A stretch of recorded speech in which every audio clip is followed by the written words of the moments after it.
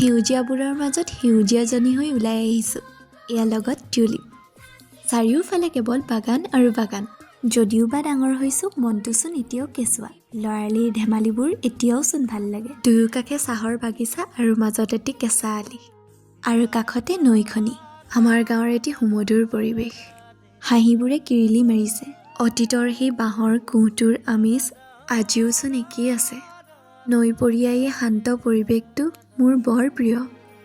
দলংখনত উঠি কাষতে বহি ল'লোঁ আৰু এবাৰ নৈখনলৈ চালোঁ। আকৌ এবাৰ অতীতৰ স্মৃতিবোৰলৈ উভতি গ'লোঁ। গছজোপাতে আউজি ভাবিলোঁ, আজিওচোন চব একেই আছে। ফাগুনৰ সৰাপতবোৰো নিথৰ হৈ পৰি আছে তাতেই।